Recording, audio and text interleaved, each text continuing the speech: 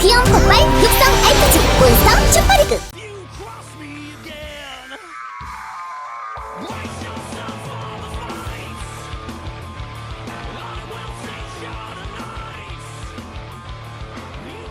Welcome everybody to the CrossFinals here, held at the Nexon Arena with me, Valdez, and Wolf. We are going to have a fantastic long day of great StarCraft 2 coming live right to you guys. How are you doing today, Wolf? I'm doing great. I had to put my monitor down a little bit because I was hiding behind it, but we are here at this amazing CrossFinals event. It's CrossFinals 2.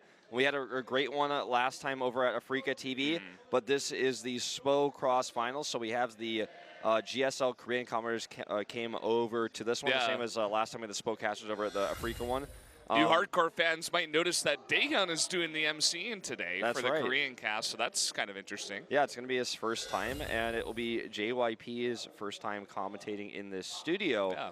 I think it was already announced that he will be commentating the Kespa Cup with us as well, so that's going to be a lot of fun. You and I will be doing some special stuff on that desk we can't talk about yet, but it's going to be great. So definitely check out the Kespa Cup. I know not a lot of people know about the Kespa Cup yet, but it's starting in 2 days, so we've got 1 day off after this, and then it's going to go for 4 days straight, I believe, and then we have a few days off, and then we have the round of 4 in the finals. So we've got foreign players here. They're actually staying in a hotel right next to the studio. Yep. In fact, some of them might even come down to watch today. They're doing media day stuff for Kespa Cup, but today is not about Kespa Cup, but I do want to get the word out there. Do watch it. Do tell your friends about it because it is going to be an incredible tournament. We don't know what stream it's going to be on yet. But as soon as we know, I will link it to you guys. But tonight, or today, we're starting the afternoon. We're going into the evening.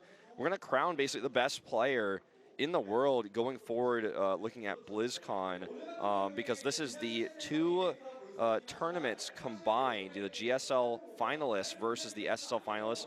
The winners and the losers are all here. And whoever wins this tournament, you could really say wins Season 2 as a whole.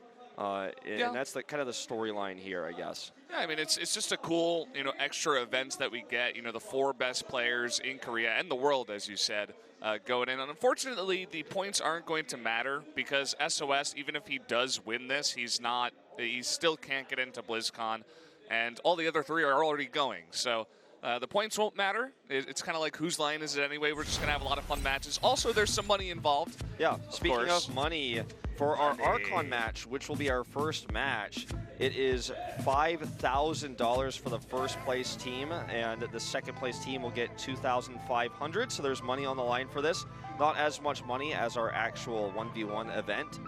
Now, the first, third, and fifth sets will be the player's race choice. The second and fourth sets will be the race of their opponent's choice. So say if SOS and Beyond want Dark and Solar to play Terran, they have to, in sets 2 and 4 specifically. So that's something that we've kind of added in here to make the matchup a little bit more interesting.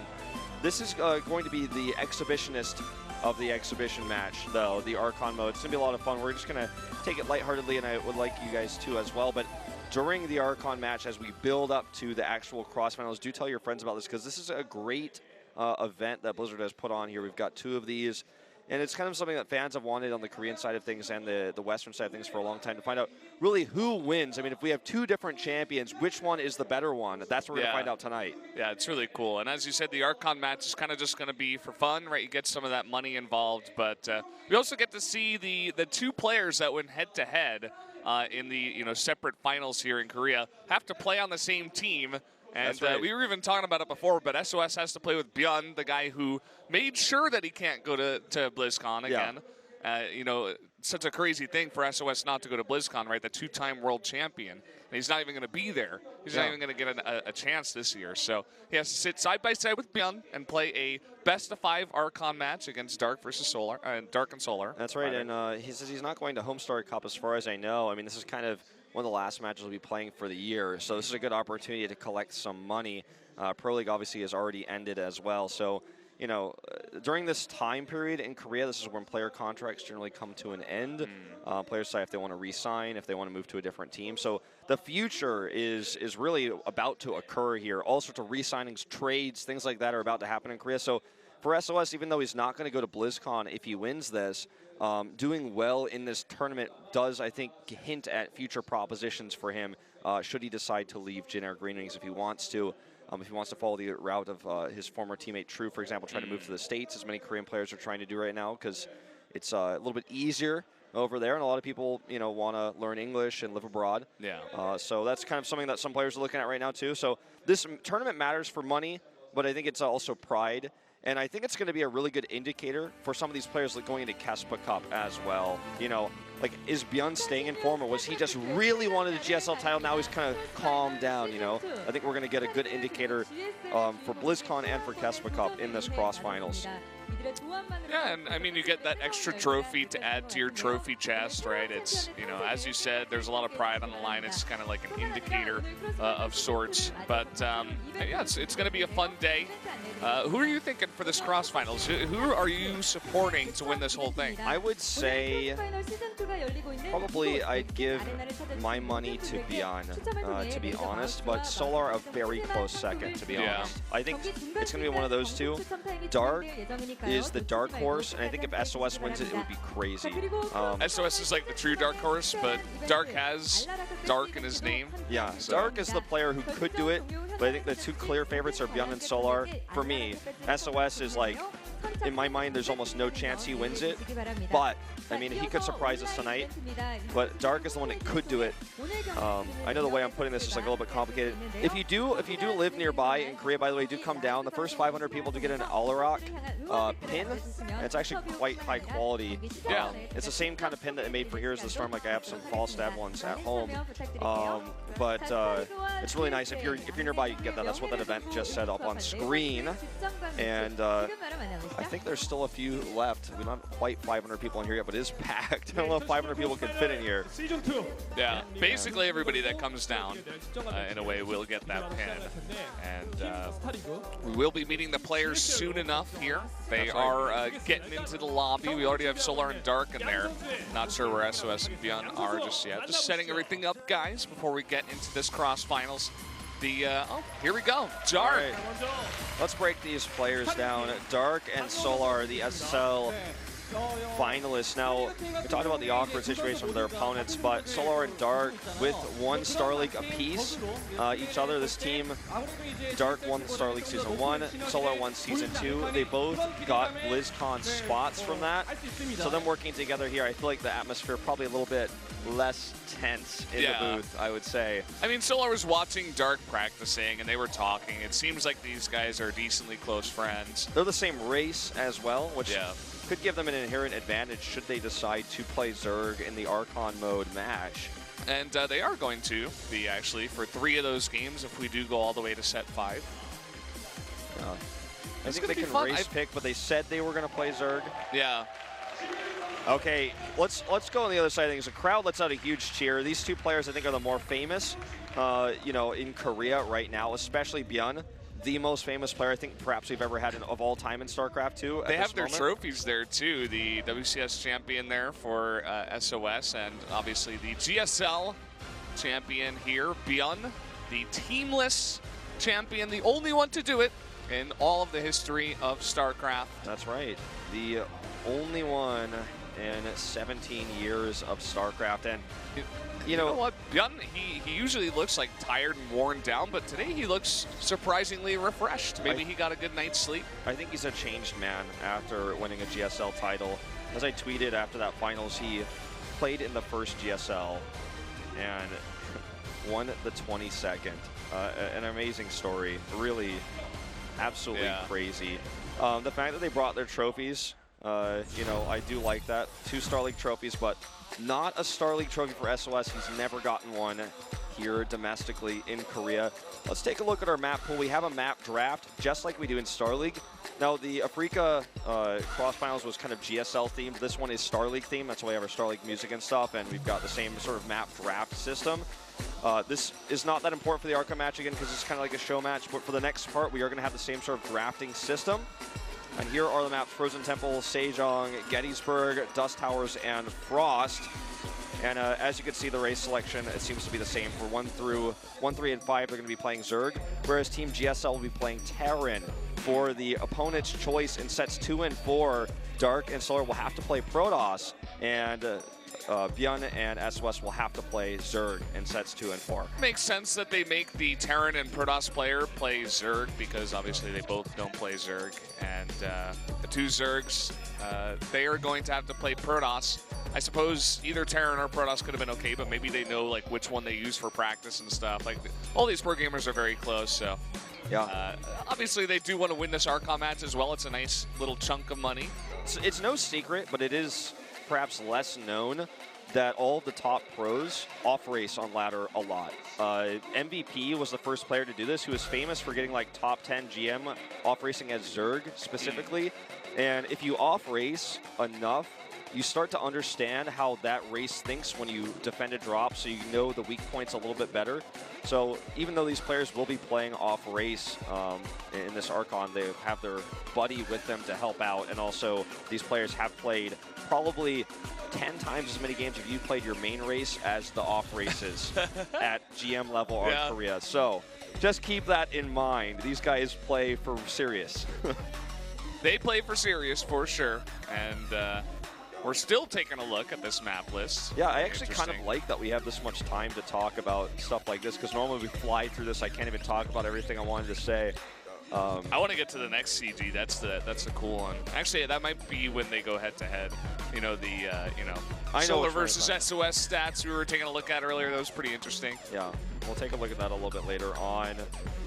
Solar also, we met with him yesterday for a reason we can't talk about right now, but he is wearing a mask he was not wearing yesterday, so he must have fallen ill over that time period. Now, this will be the first time, well, besides the last CrossFinals, I guess, where you see players wear headsets with microphones in competitive StarCraft. StarCraft 2, that is. In Brood War, we had 2v2 matches. I'll talk a little bit more about that later. Frozen Temple will be game number 1. Yeah, we're going to be jumping into this in just a second, guys. It appears that something was wrong with the lobby, so they're remaking it right now. But won't take too long. I actually just got invited once again. All the players are in. Yeah. And we'll talk a lot about Archon mode as a game type as we get into the game as well. I don't want to start talking about these big ideas until we get in game, because we can start at any moment once these players are ready. The lobby looks beautiful. I think Archon mode is one of the cool things Blizzard did add to Legacy of the Void. I love how happy all these players look. Like, they're all just chatting, you know, having a good time going into this match. It really kind of sets the tone coming into the Archon match. It's really just, you know, a fun match. You get to play with someone you're very, very friendly with that you've known for a long time in the pro gaming world. Yeah. And you go head to head with some of your other friends on the other side. These 4 players, all from different teams, or Bjorn's case, no team at all, Team GSL. And just to see them united here. And I'm glad to see the atmosphere in the GSL booth is a pleasant one, because I was worried that that would be a tense one, considering that basically, essentially, Bjorn did stop, you know, SOS's chances from going to BlizzCon. He would have gotten a direct seed from that. Because he lost, he did not, and then did not qualify for Casper Cup. So even if he wins this, he will not go to BlizzCon. Yeah, very, very true. Guys, the map is all loaded up, so let's jump into Frozen Temple for game number 1 of Dark and Solar versus SOS and Beyond.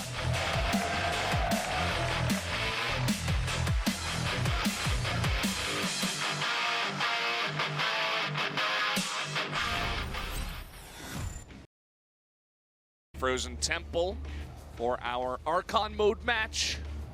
And up in the top left, the Zerg players, Solar and Dark. And their opponents to the bottom right in blue, it is Team GSL, the GSL finalist. It is SOS and Bjorn. And there you have it. So SOS is not even doing anything. That's why the Korean fans are all laughing. They were talking about that. Well, they are playing Terran over on the GSL side, so I guess this is more Bjorn than anything else. I suppose SOS will be doing some of the micro later on, but if you remember Bjorn's performance in the round of 8, also in the round of 16, his Baneling Snipe micro was out of control good, and that's something that will come into this for sure. Maybe what they're doing is, you know, Bjorn has played so much Terran that the beginning of the match, just let him do the build that he's done like a million times, and then maybe later give the macro side to SOS and let Bjorn control the micro. I think that's probably the way to do it. That way you really utilize all of Bjorn's Terran strength and give SOS just some tasks to do. Yeah, he's like the supporting player for the Terran race. I mean, it makes a lot of sense. So let's talk about what Archon mode is in general, because I know a lot of people who are hardcore and stay up late and are tired like Dark right now will watch the pro scene normally to watch 1 versus 1 games. Now, if you've watched since Brood War, 2v2 was a long, actually popular rule set in Pro League. It was one of the set matchups you would play 2 players on. Usually teams had like players that were known for 2v2 and they would only play 2v2. Nesty is one of those players in Brood War. He played 2v2 specifically. It's not a thing in StarCraft 2, but Archon mode is a 2v2 in a sense that you have, 2 players that can control everything. It doesn't mean that one player can't move units and they can only move in, select buildings. Both players can literally do everything. So it's 2 people playing a 1v1 against 2 other people that are doing the same thing. So your multitasking is tasked in a different way. You have less to do because you have someone else to do it with you.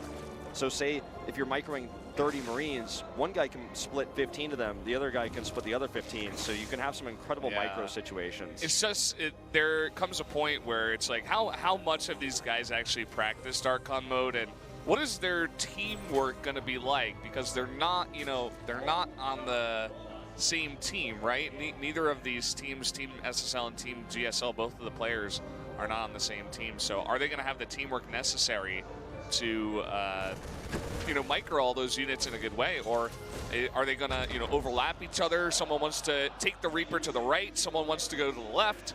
You get awkward moments like this where the grenade goes in the wrong place, like maybe one person threw the grenade, the other guy was controlling the Reaper. It's like, it kind of gets into these wonky situations. It absolutely can, and we saw that actually in the last CrossFinals.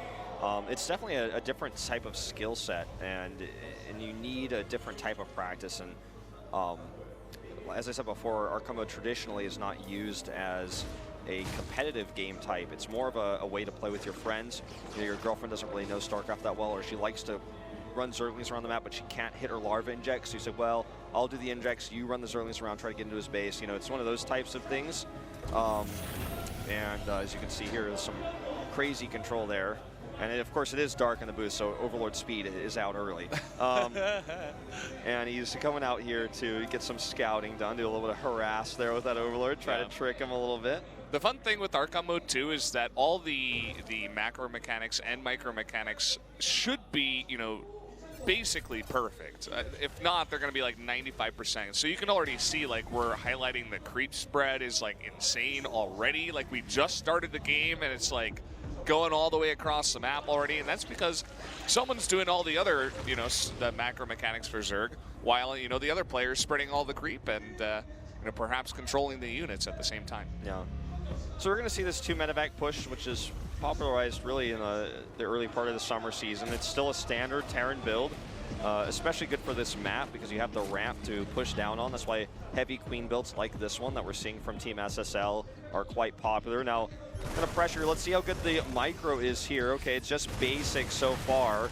Starter stepping forward. Back at home, of course, upgrades started as well. Starter stepping back. The medevac's not being targeted initially here, but finally at the end of the day they are. But are there enough Marines here actually to kill the Queens? It looks like no. And perhaps they want to save that medevac. They have another on the way that actually does have a Widowmine, so. Really hard to miss transfuses when you've got 2 people doing it. And I mean, that's kind of what we saw there. Sometimes this push will break the Zerg. Other times like this one, it fails. It's before combat shields, and you only have 2 medevacs worth of healing. I'm going to see this happen again. This time, if the Widowmine hit is not good, this will be a mistake, I'd say, from Team GSL. The Widowmine hit is not good, in fact. And it seemed like Team SSL wanted to go for kind of like a backdoor maneuver with about 8 lings, but once they saw that follow-up push, they brought back the other lings. Now you can see finally the Baneling Nest coming down. A bit late on that one, but they're okay to do that because they can defend with this Link Wing build. One of the key things to note is that the 3rd base is up. It has been saturated for quite some time, and the 4th is coming up now for Team SSL. So look at the units lost have there. Nice cancel attempt here by Team GSL. When you look at the resources lost at this, obviously it's better for Team GSL, and they have a third base coming, but the Zerg is still in a good position here because they have a ton of Zerglings that can control the map, defend drops, and now take this fourth base. And as we talked about before, with two people controlling the same units in the same buildings, the later the game goes, the more advantages you have to utilize that extra mechanic, those extra two hands you have. Because you have more stuff to macro, more stuff to micro, more to control. Okay, here comes a push over here at the fourth base. Trying to do a bit of damage there to the hatchery. Hitting now with +1/+1, but I'm not sure this is going to work. The Baneling's rolling over now, and that medevac getting really low. It goes down. Good targeting there. And SOS, maybe it was him, maybe he made the boo-boo. Getting that medevac targeted down, yeah. Yeah.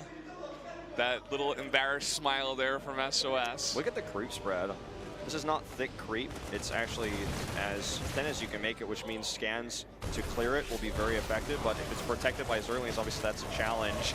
So you see a lot of it queued up here. And he doesn't get the most important one there on the edge.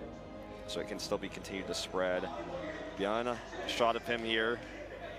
I'm not entirely sure why specifically, but he is the famous guy. We got a camera shot him sometimes. Now, this has been pretty fun already, just because we're getting such a look at these players smiling in moments of mistakes made. Yeah. 2.5 grand in difference for prize money for this Archon match, so it's no chump change. You can do a lot with 2.5. Yeah. You know, and that money will go a long way. So players are definitely trying, even though it's more of a relaxed atmosphere here.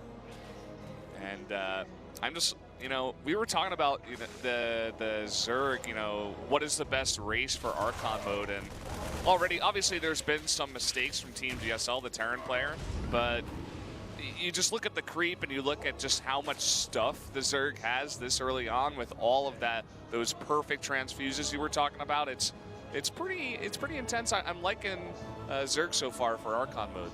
Yeah. You know, you and I, our first Pro League cast we ever did together, we casted 2v2, and we kind of did talk about this type of stuff, but I'll hold that thought. Oh, nice attempt here, but shut down. That is Dark in the booth. That is something that he always loved to do, especially in Heart of the Swarm. Yeah. Those Baneling run-bys into the third base. Well, as I was mentioning about the 2v2, it was kind of figured out by pro 2v2 players. There's like a ladder for 2v2. Hold that thought. Again, another engage here. Just trying to make a point. Bjorn's trying to target Banelings, but unfortunately, not quite able to get all of them. There are races that are better at this type of thing, and I think Zerg probably will just naturally be the best one at Archon mode because of how many units it has to control and how much advantage you can get from having that multitasking. As you can see here, Lings split into two groups. Big Widowmine shot, but there are just so many Lings here. Great Widowmine shots indeed. He needs more bio to support. Now he's dropping actually in between the minerals. A great move here. And in fact, overcommitting just a bit is the Team SSL. Not enough Banelings in the mix. They have now the fifth base coming up. Ultralisk Cavern, Adrenal Glands, +2 is finishing here in 2 seconds. And anyways, as I was saying, 2v2 normally was Terran and Zerg. The Hellion Speedling Rush was like the meta in 2v2 for a long time. And it's just because Zerg is so powerful in large numbers of Speedlings, it's hard to micro against that when you have support. Now, when you have support in terms of micro, you can see how much Lings are doing now more than they would be in a normal 1v1 game. But Bjorn and SOS kind of struggling a little bit to deal with that while also doing damage to the Zerg. Oh, here we go. Banelings open a good pull. These Banelings with speed, the Widowmine, the splits here actually from the Banelings. And after all, that last Widowmine is going to get a great hit. They do all go down for naught. And there's another engage. There's just so many speed Banes here on creep. The creep is immaculate. Really crazy splits too, but he just doesn't have enough stuff. Yeah. It's just that the Zerg has had 5 bases for a little while here now. This one is not saturated and actually is being targeted. He's kind of struggling to decide if he wants to deal with those Widowmines or deal with the base, and by he I mean they, because it really is 2 people, which makes it a little bit tougher sometimes to make quick decisions. And the base is killed here. He needs to get away from those Widowmines. They're gonna okay, he's gonna eat some of that on the Overseer, but he needs that to clear up the rest of the kind of an awkward situation there. And Widowmine shot here is crazy good. 19 kills there. No doubt some of them were Banelings, which is very expensive and impactful. Continuing to harass here. So finally, the Terran army is finding holes in Team SSL's defense here. That's the thing, you know, we were talking about the advantages of having two people play Zerg, but one of the advantages of having two people play Terran is obviously you can multitask like crazy. Like, he could actually have 2 more drops. If he had more stuff, he could be dropping 3 different locations literally. And it would be really hard for the Zerg player to deal with it, even if he did have, you know, 3 players in the booth. Right. And I think part of this is that Ultralisk transitions that's expensive means that he had less pressure on the map temporarily. Now the Ultras are out, and he's attacking very heavily here at the front. Looks like the Spire will be targeted down.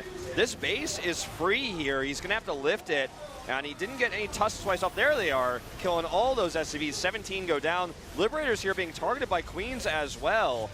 Yeah, I love the addition of just a small group of Queens. Obviously can transfuse the Ultras, but also deal with the Liberators. And there's just not enough Liberators, not enough bio left over to deal with even one Ultralisk here. Yeah, as a 5th base is remade, Beyond loses his 4th.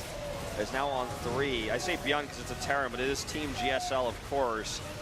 And Changelings here on the ramp to try to block reinforcements. Very TLO-esque creative there, but this game is starting to look a little bit SSL favored here as too much damage has been done to Team GSL's economy. Yeah, the Terran team, they just didn't find enough damage early on, and Zerg player got so far ahead, he was able to tech up on 5 bases and not much that the Terran team could do. We finally do have 1 more drop coming in, but still a very strong army at the front door of the Terran team. Yeah, it's finding some damage here, and Terran has mules, as you can see right there. So Team GSL could bounce back with just a little bit of heavy economic damage. Not able to snipe the hatch, though.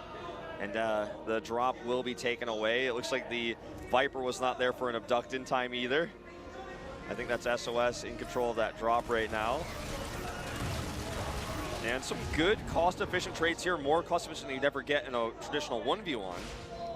This base finally repositioned, and if you look at the economies here, obviously a better economy for SSL, but GSL with a strong army definitely could bounce back. They've evened up the supplies with those mule drops. SCV production has been constant.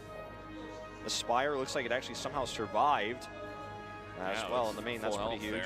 There. Yeah, and I mean, he hasn't gone for a greater Spire just yet. He does have the Hive, of course, but Corruptor's going to be good in general for sniping the Medivacs and the Liberators, just dealing with anything in the sky. Very much Dark-esque, the way he likes to play this matchup. He used to do this in Heart of the Swarm as well. Yeah. Well, Beyond has retaken this 4th. He has, you know, 42 SCVs with plus 4 mules, or actually no, he only has 3 he can drop because he moved that from his main base. With 3 mules, though, at a time he can drop still, that's going to be quite a bit of extra economy added. I think a mule's like worth like maybe 4 SCVs kind of temporarily, really when you think about its mining or the boost that you get. So really thinking about extra SCVs here. So Team GSL stabilizing, but we'll need to have an answer for this high-tier Zerg Hive tech. And look at this, I mean, he's got all those Widow Mines set up at the 4th base, but the attack is coming from a totally different angle here. There's like 2 Zerglings coming over here, and you can see now the Widow Mines are being unburrowed, repositioned here. This is something that you can do when you're really far behind in any matchup as Terran, is just mass Widow Mines because they're cheap. And if the opponent makes a lot of mistakes, you know, you can capitalize on that. Here we go, the Widow Mines, some of them in position here, the rest of them burrowing. Parasitic Bomb goes off, not a big split actually here on these Medivacs. And you know what, with 2 people, sometimes, you know, we could say he should be able to split those Medivacs, but they just do not. And it looks like he's got a great position actually behind some of those depots, but some Banelings trying to roll in here and find some damage, find whatever they can. Oh, that Ultralisk is like scratching his head at how frustrated he is about this depot placement here. They will eventually have to back off, but the Corruptors come in, and Corruptors can attack buildings. We never see it, but when you have 2 people controlling, sometimes you get that extra multitasking. Ultras are finally here in the main, and I think Team SSL will take game number 1. GG. There you have it. Nicely done there, showing off that Zerg strength. Now, let's not forget, though, in set 2, they have to play their opponent's chosen races, so it's going to look a little bit different. That's going to be really cool. I mean, that's the other part of this, you know, where we kind of call it an exhibition match, even though there is some money on the line. But we get to see Solar and Dark playing Protoss together.